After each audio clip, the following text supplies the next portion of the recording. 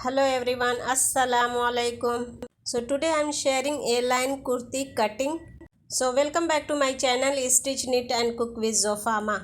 तो इसके लिए सबसे पहले फैब्रिक को फोल्ड किया है और ये कुछ इस तरीके का फैब्रिक है, वन साइड मेरी तरफ है। और इसको ये तो स्ट्रेट कट का डिज़ाइन था, लेकिन ये जो नीचे बॉर्डर बना हुआ है ये बहुत ही कम है। तो और देखिए उसमें झोल भी दिख रहा है और ये मुझे जितना चाहिए दामन उतना है भी नहीं। ये देखिए 13 रेडी चाहिए, लेकिन इसमें 2-3 इंच कम ही है जो कि अच्छा नहीं दिखेगा। तो दामन का जो बॉर्डर है उसको मैं कट करके निकालूंगी और इसको स्लीव्स पे यूज़ करेंगे। ये जो फैब्रिक है वो रेयान है, तो ये ज़रा सी कुर्ता है, तो इसको मैंने 1 घंटा भिगा के और फिर उसके बाद वॉश करके धुल लिया था और फिर अब आयरन कर लिया है। तो सबसे पहले लंबाई निकाल लेंगे। अब लंबाई जितनी है वो ले लेंगे। अगर आपको और लंबा चाहिए तो नीचे से बॉर्डर वगैरह ऐड कर सकते हैं, लेकिन मेरे लिए ये लंबाई सही है।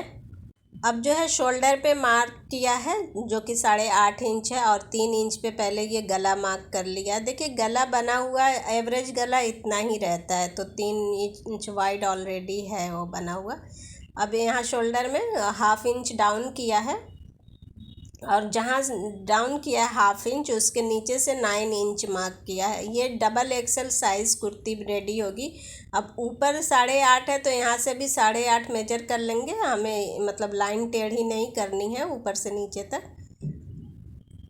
मतलब शोल्डर से आर्म होल तक। और ये हमने जो 1/2 इंच डाउन किया है उसको नेक का जो मार्किंग किया है वहाँ तक रख के ऐसे स्लांट मार्किंग कर देंगे। अब ये लाइन दोनों पॉइंट आर्म होल से शोल्डर तक मिलाते हुए सीधी लाइन ड्रॉ कर लेंगे। तो अब ये चेस्ट का कैसे निकालना है, अपने बॉडी पे इस तरीके से रखेंगे मेजरिंग टेप, और मेक श्योर कि एक फिंगर बीच में हो आपकी इंडेक्स फिंगर, और इसको फिर इस तरीके से 4 फोल्ड करेंगे। अब इसका 1 पार्ट लेंगे। अब इसमें सिलाई और लूजिंग आप अपने मर्ज़ी से डालिए। मैंने 2 इंच एक्स्ट्रा डाला है, तो अगर ज़्यादा लूज़ चाहिए तो 3 इंच भी डाला जा सकता है। तो यहाँ पे ये चेस्ट की मार्किंग कर लेंगे। उसके बाद फिर ये शोल्डर से जो अपनी कमर आती है ये 14 इंच पे आती है। अगर ज़्यादा लंबे हैं तो फिर 15 होगा, लेकिन एवरेज जो होता है 14 ही होता है। तो आपने जैसे चेस्ट का मेजरमेंट लिया सेम उसी तरीके से इसका भी लेंगे, कमर का भी मेजरमेंट लेंगे और इस तरीके से ये लाइन मतलब वो चेस्ट से कमर तक मिला देंगे। अब ये जो आर्म होल का हमने निशान लगाया जो बॉक्स बना है उसके कॉर्नर से 1 इंच पे एक डॉट मार्क करेंगे और ये जो सिलाई का मार्जिन है वहाँ पे एक डॉट मार्क कर देंगे इस तरीके से। और ये जो आर्म होल की लंबाई है उसका हाफ निकालेंगे इस तरीके से मेजरिंग टेप को फोल्ड करके और वहाँ पे एक मार्क लगाएंगे। अब ये सारे डॉट्स को मिलाते हुए राउंड शेप ड्रॉ कर देंगे आर्म होल के लिए, कुछ इस तरीके से। तो ये जो हमारी मार्किंग है ये हमारा फ्रंट एंड बैक दोनों के लिए है।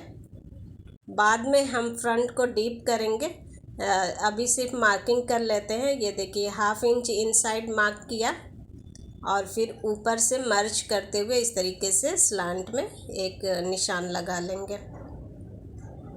ये लाइन मिला लेंगे यहाँ से 1/2 इंच अंदर की तरफ, जिसको हम बाद में काटेंगे। और फिर जो लाइन हमने अंदर की तरफ बनाई है फ्रंट आर्म होल के लिए उसका आर्म होल इस तरीके से राउंड ड्रॉ कर लेंगे 1/2 इंच इनसाइड। तो यहाँ तक तो मार्किंग हो गई है। अब दामन निकाल लेते हैं कितना चौड़ा चाहिए आपको। यहाँ नॉर्मली मैं अपना जितना रखती हूँ उससे 4 इंच एक्स्ट्रा लिया है मैंने, जो स्ट्रेट कुर्ती में होती है। तो आप अपने हिसाब से जितना घेरा चाहिए उतना रख लें। ये मेरा रेडी जो आएगा ये 30 इंच का दामन आएगा, जब ओपन करेंगे तो रेडी 30 इंच आएगा।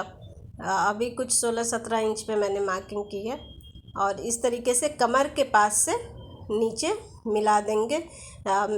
अगर स्केल है रूलर है तो वो रख लें या फिर मेजरिंग टेप को इस तरीके से रख के मिला देंगे नीचे तक लाइन। तो यहाँ पे ये देखिए 2-2.5 इंच ऊपर इस तरीके से मार्किंग करेंगे और ला के एंड तक सेंटर तक ऐसे मिला देंगे। ये कॉर्नर लटकता है ए लाइन में, अगर नहीं काटेंगे तो एक तरफ से लटकेगा। तो ए लाइन में यही है कि हिप की हमें कोई मेजरमेंट नहीं लेनी होती है, वहाँ से वो लूज़ होता है। सिर्फ चेस्ट और कमर की मार्किंग करके नीचे तक मिला देंगे। अब जो है इसकी कटिंग कर लेंगे। और कटिंग करते हुए ये ध्यान रखना है कि ये अंदर वाली लाइन नहीं काट देनी है, जो हमने फ्रंट आर्म होल के लिए लगाई है वो आगे आगे से ही काटना है, ठीक है। अच्छा, ये जो कमर पे कोना जैसा बन जाता है, तो इसको अगर कोना है तो थोड़ा सा राउंड शेप कर लें, उसको एकदम से कॉर्नर करके नहीं काटना है। और कटिंग करते हुए जो आपने मार्किंग की है उसके बाहर बाहर से ही काटें, ताकि कपड़ा कम ना पड़े। एक्स्ट्रा रहे चलेगा, लेकिन कम नहीं पड़ना चाहिए।